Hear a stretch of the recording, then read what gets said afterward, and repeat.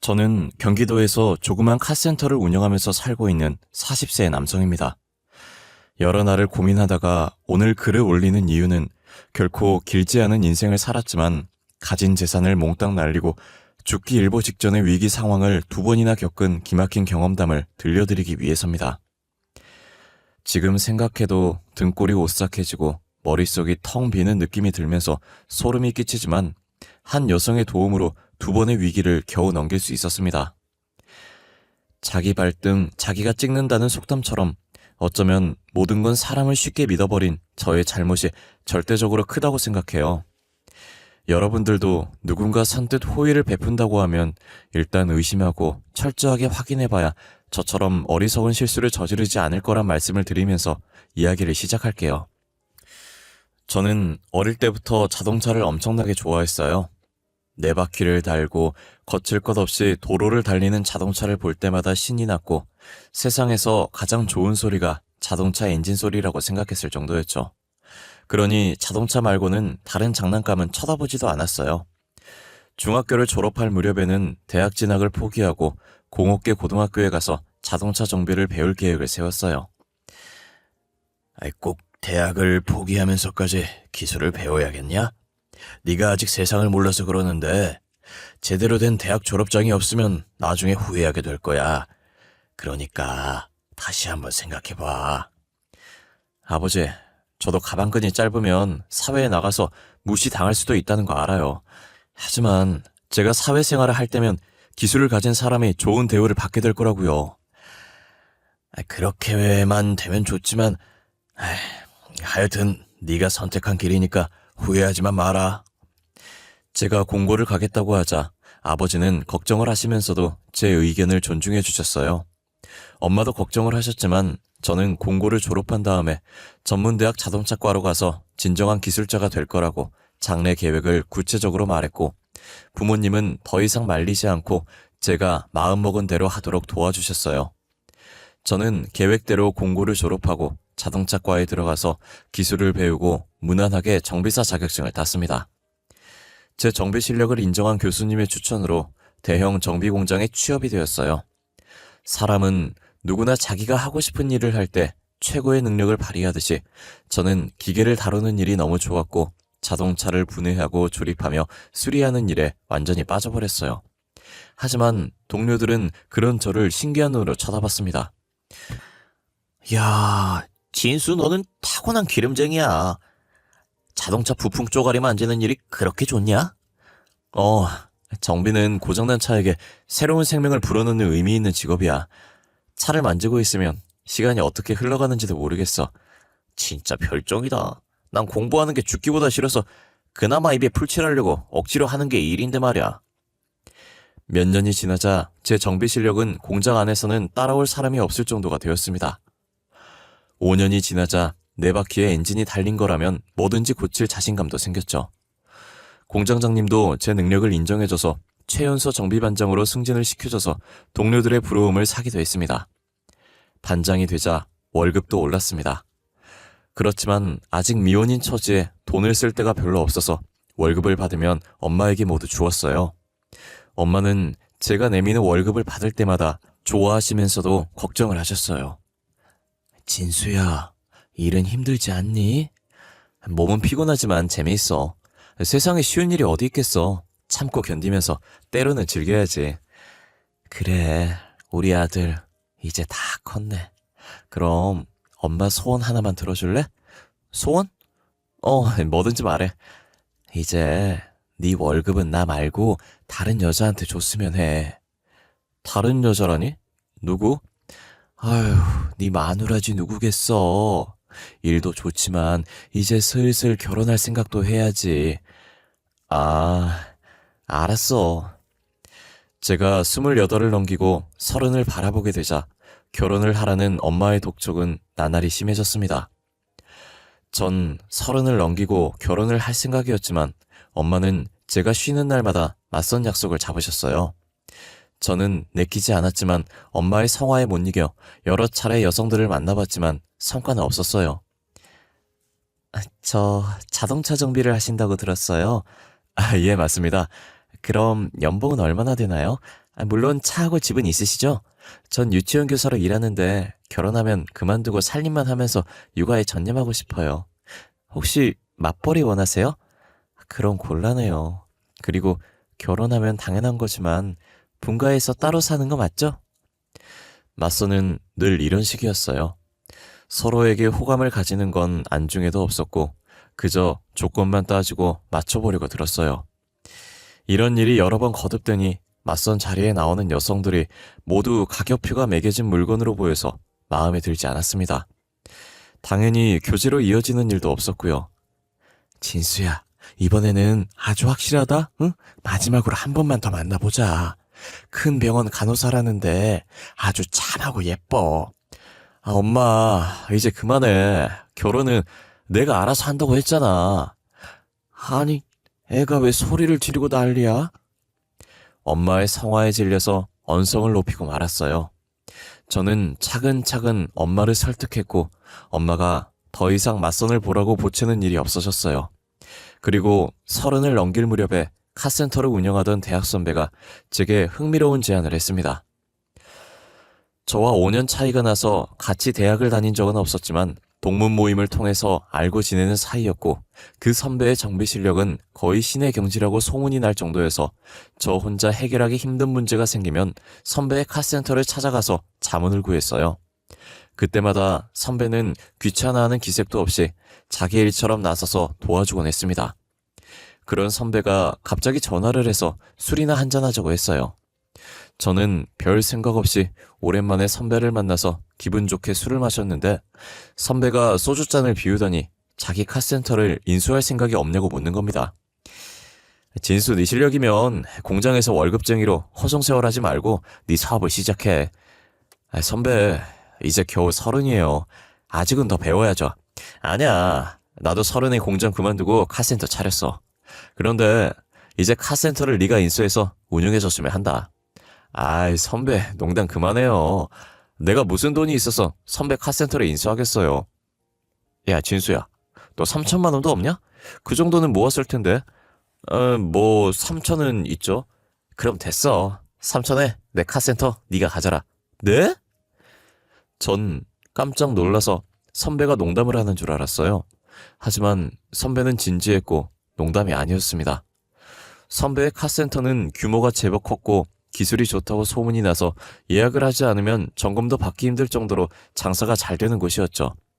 게다가 워낙 고가의 장비들이 많은데 그런 카센터를 3억도 아니고 장비 하나 값도 안 되는 3천만 원에 내게 넘기겠다는 겁니다. 내가 농담하는 거 같지? 그런데 진심이야. 나도 오죽하면 너한테 이런 부탁을 하겠냐. 참 환장할 노릇이다. 다시 소주잔을 시원하게 비운 선배는 5년이 넘게 피땀을 바쳐 일군 카센터를 거저나 다름없이 제게 주려고 하는 기막힌 속사정을 털어놓았습니다. 선배는 원래 미국으로 기술 이민을 갈 생각이었대요. 하지만 코로나 때문에 그동안 이민을 받지 않았는데 최근에 미국에서 자동차 정비나 의사 같은 기술직들의 이민을 조금씩 받기 시작했고 선배의 신청이 받아들여졌다는 겁니다. 선배의 아내와 딸은 이미 미국으로 출국을 했고 선배는 카센터만 처분하고 이민을 가려고 했는데 문제는 카센터를 인수하겠다는 사람이 도무지 나서지 않는다는 겁니다. 게다가 비자까지 나와서 출국 날짜가 잡히자 마음이 급해진 선배는 5억이라는 파격적인 금액을 제시했지만 인수자를 찾는 데 실패했다고 하네요. 이제 보름 뒤면 미국으로 가야 돼. 진수야, 3천만 나한테 주고 네가 운영해. 그리고 3년 동안 매달 수익금 일부를 나한테 송금해줘. 어때? 괜찮은 조건이지? 눈을 씻고 찾아봐도 믿고 맡길 사람이 너밖에 없더라. 선배, 괜찮은 정도가 아니에요. 나 지금 감격해서 눈물이 나오려고 해요. 고마워요. 열심히 해볼게요.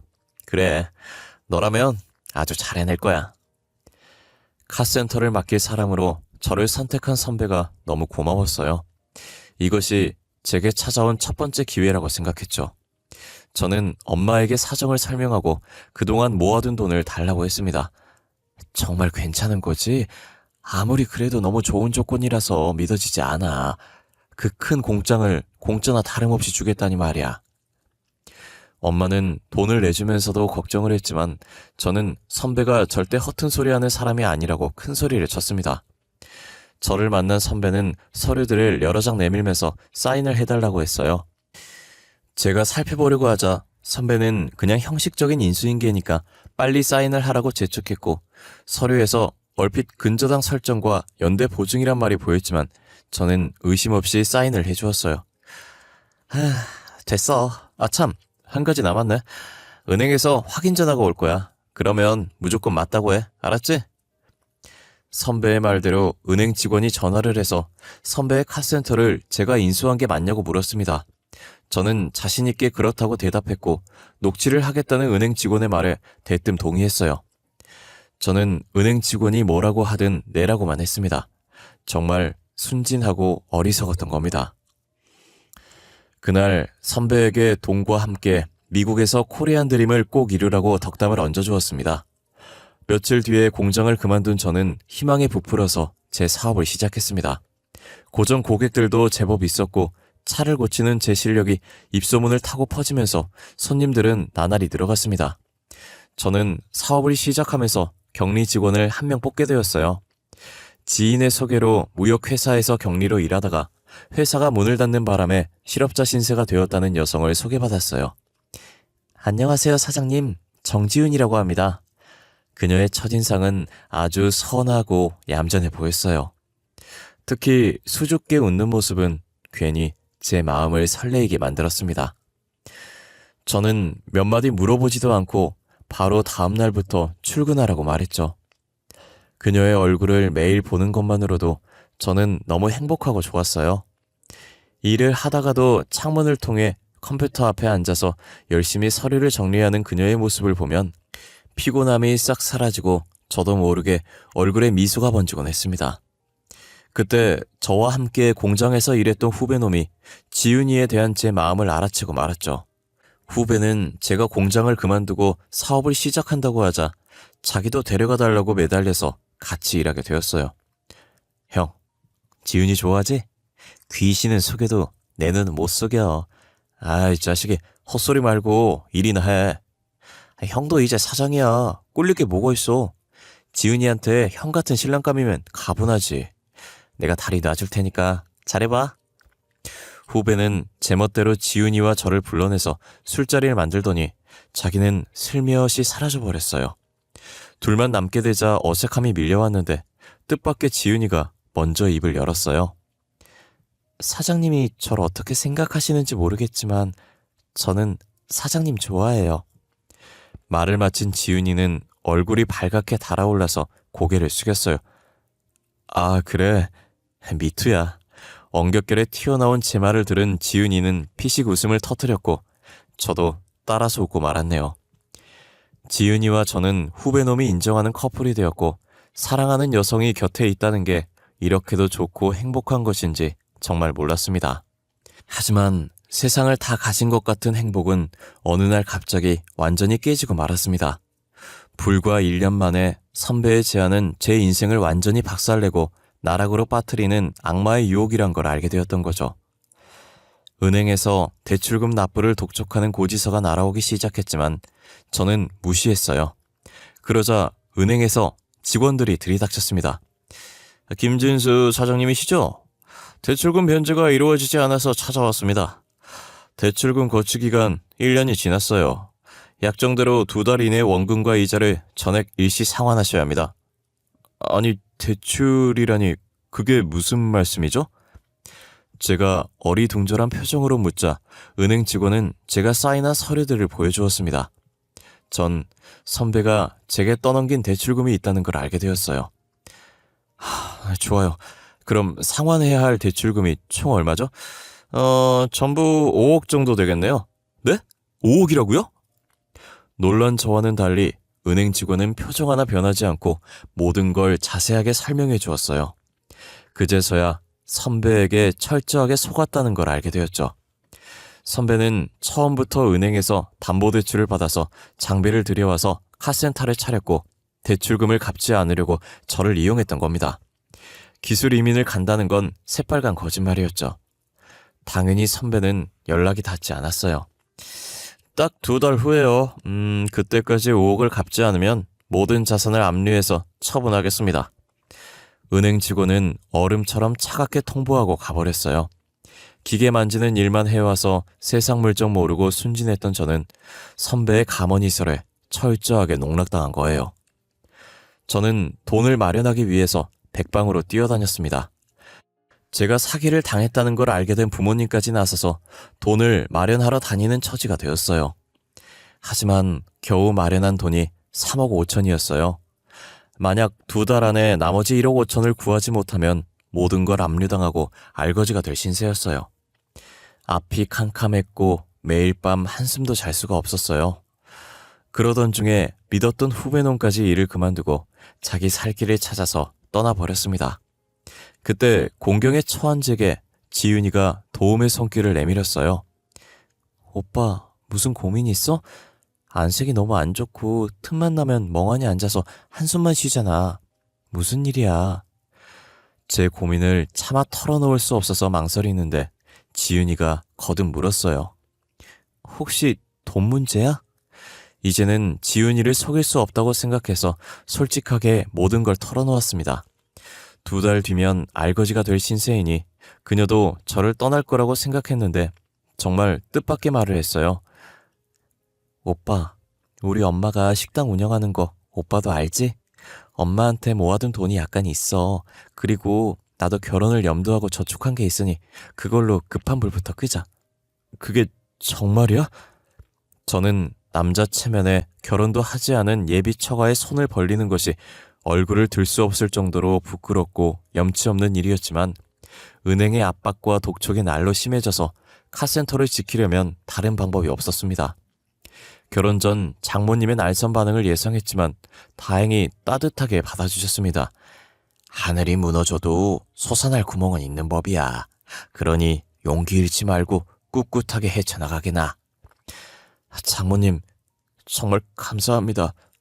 이 은혜는 죽어서도 잊지 않겠습니다.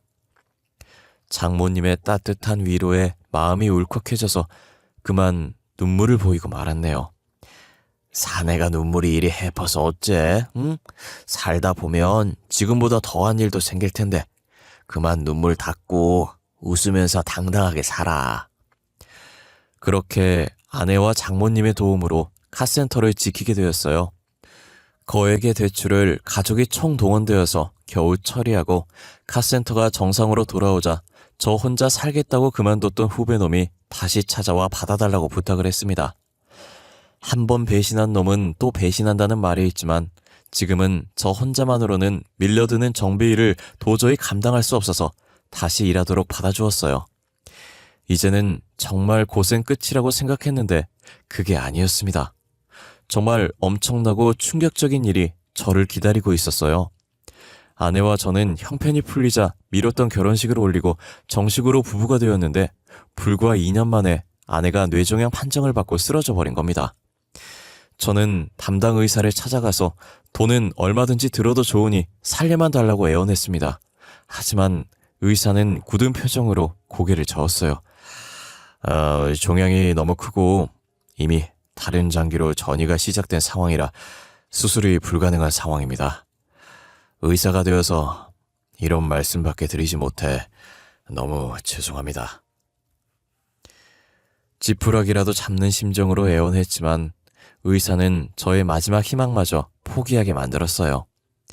약물 치료를 했지만 아내의 상태는 나아지지 않았습니다. 저는 마지막까지 포기하지 않고 아내의 곁을 지키면서 정성을 다해 간호를 했어요. 그렇지만 무심한 아내는 6개월 만에 제 곁을 떠나고 말았죠. 호강 한번 시켜주지 못하고 고생만 하다가 저 세상으로 간 아내가 너무 불쌍하고 가여워서 차마 떠나보내지 못하고 보름이 넘게 폐인처럼 지냈는데 장모님이 찾아와 죽은 사람은 그만 있고 산 사람은 살아야 한다고 위로를 해주시더라고요. 김서방, 이제 그만 지은이를 놓아주게. 걔도 저승에서 자네가 열심히 살아가는 모습을 보고 싶어 할 거야. 나를 봐서라도 자네가 마음을 다 잡아야 하네. 졸지에 딸을 잃은 장모님의 슬픔이 저보다 더 할 텐데 오히려 저를 위로해주는 장모님의 깊고 넓은 마음에 저는 세상을 잃은 것 같은 슬픔에서 벗어나 모진 마음으로 다시 일을 했습니다. 이제는 사위가 아니라 친아들 이상으로 장모님에게 잘해드리겠다고 마음먹고 장모님께 같이 지내자고 말했지만 장모님은 거절했어요. 자네는 내 걱정하지 말고 좋은 여자 있으면 다시 시작해. 네? 그게 무슨 말씀이세요? 전 장모님을 엄마로 생각하면서 모시기로 작정했으니 그런 말씀은 하지 마세요. 김서방, 자네 앞길이 구만리 같은데 괜히 내가 자네 발목을 잡고 싶진 않네. 장모님은 신경 쓰지 말라고 하셨지만 저는 잘 지내시는지 매일같이 연락을 드렸고 휴일이면 어김없이 장모님을 찾아가서 같이 식사도 하고 교회로 나들이도 하면서 친아들처럼 살펴드렸습니다. 그때마다 장모님은 부담스럽다며 자꾸 찾아오지 말라고 하셨는데 그건 말뿐이란 걸 알고 있었어요. 그러다 장모님이 제게 사진 한 장을 보여주었어요. 아주 예쁘게 생긴 여성이었죠. 어떤가? 마음에 들어? 내 친구 딸인데 얼마 전에 남편이 교통사고로 세상을 떠났어. 내 생각에는 자네하고 잘 맞을 것 같아. 한번 만나봐.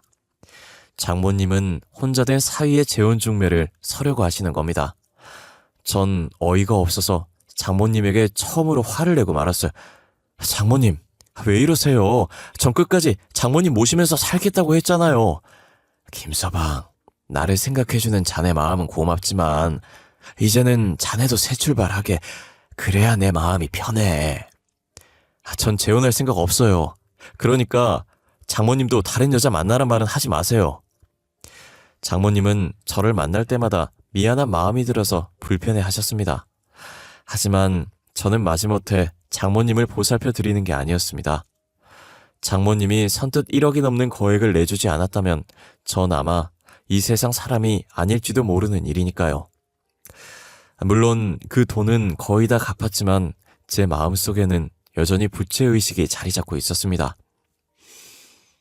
1년이 넘게 지나자 아내를 잃은 슬픔은 가라앉았고 장모님도 저를 아들로 여기면서 지내게 되었는데 사람 일이란 참 묘한 것이어서 5년이 지난 뒤에 제게 여자가 생겼습니다. 그녀의 이름은 정소희였고 카센터에 자주 오는 단골 손님이었어요.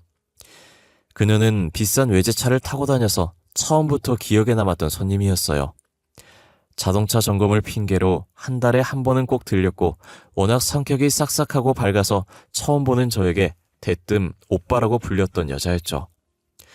그렇게 그 여자와 저는 편하게 말을 놓으면서 연락하고 지내는 사이까지 발전했습니다.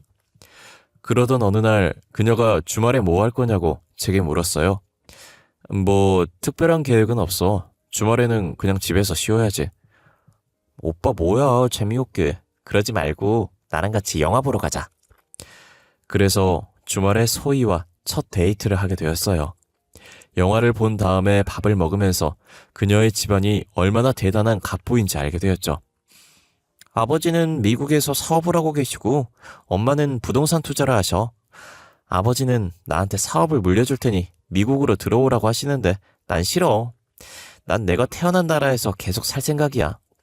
소희는 얼핏 사업가인 아버지의 재산이 수백억이 넘는다는 말을 했어요. 그동안 돈을 보고 달려드는 남자들이 숱하게 많았지만 하나같이 늑대같이 느껴져서 독신을 고집해왔는데 저를 만난 다음부터 생각이 달라졌다고 말했어요. 그냥 오빠가 편하고 좋아. 다른 이유 같은 건 없어. 부부는 무엇보다 같이 있으면 그냥 좋고 편해야 된다고 생각해. 오빠가 내게는 그런 느낌을 주는 남자야. 소희의 적극적인 애정 공세 덕분에 저희들은 자연스럽게 연인 관계가 되었고 소희의 엄마를 만나서 인사까지 드리게 되었어요. 소희 엄마의 첫인상은 부잣집 사모님 같은 느낌이 확 풍겼어요. 외모와 옷차림 그리고 말투까지 품격과 교양미가 철철 넘치는 여성이었습니다. 만나서 반가워요. 젊은 나이에 자기 사업체를 운영하고 있다니 대단해요. 알고 있겠지만 집안이 넉넉한 편이라 소희가 버릇없이 자라서 아직 철부지예요. 여러 가지로 모자란 점이 많으니 서로에 대한 사랑과 애정으로 이해해주기 바래요. 그녀는 마치 주례사 같은 말을 제게 해주었죠. 그리고 정말 귀에 솔깃한 제안을 했습니다.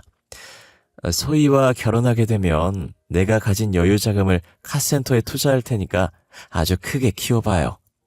이왕 시작했으면 그 분야에서 최고가 되어야 되지 않겠어요? 아, 네, 맞습니다. 저를 믿고 도와주시겠다니 감사할 따름입니다.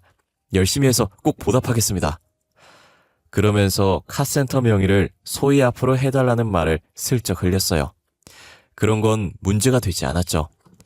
예비 장모님이 자리를 비웠을 때 소희는 자기 엄마가 최소한 20억은 투자할 생각이라고 귀띔해줬습니다. 너무나 뜻밖의 말에 꿈인지 생시인지 도무지 분간을 할 수가 없는 지경이었죠. 내가 이런 횡재를 해도 되는 걸까 믿어지지 않았지만 아내를 잃고 그동안 마음고생을 한 것에 대한 보답이라고 생각했습니다. 소희는 결혼을 빨리 하자고 서둘렀고 저도 미룰 생각은 없어서 결혼식장이며 여러 가지 준비를 정신없이 하고 있을 때 장모님이 저를 만나자고 하셨어요. 김서방, 여자 생겼다면서? 장모님은 제게 여자가 생겼다는 걸 알고 계셨어요. 아, 네, 맞습니다. 진작에 말씀을 드렸어야 했는데 죄송합니다. 아니, 뭐가 죄송한가? 정말 잘된 일이야. 진심으로 축하해. 저는 뭐라고 할 말이 없고 미안한 마음이 들면서 고개만 숙이고 있었는데 장모님은 웃으면서 축하한다고 하셨고 앞으로 잘 살라고 덕담을 해주셨어요. 그리고 어떤 여자인지 궁금하니 얼굴이나 보여달라고 하셔서 소희의 사진을 보여주었는데 장모님의 눈이 커지더니 얼굴이 하얗게 질려버리는 겁니다. 아니, 장모님, 왜 그러세요? 아이고, 하나님 아버지, 어떻게 이런 일에. 장모님은 찬물을 한 잔 쭉 들이키고 마음을 진정시킨 다음에 믿기 힘든 엄청난 사실을 제게 털어놓으셨어요. 소희는 1년 전에 친구분의 소개로 장모님 식당에서 서빙 알바를 했었다고 합니다. 그 친구분은 소희가 어려서 부모님을 잃고 친척 집에 얹혀서 살다가 성인이 되자 눈치가 보여서 독립을 했는데 어린 여자가 혼자 살다 보니 남자들이 괴롭히기도 하고 고등학교 중퇴의 학력으로는 변변한 일자리를 찾기도 힘들어서 유흥업소에 나가면서 어렵게 사는 게 안쓰러우니 일 좀 시켜주라고 했다는 거죠.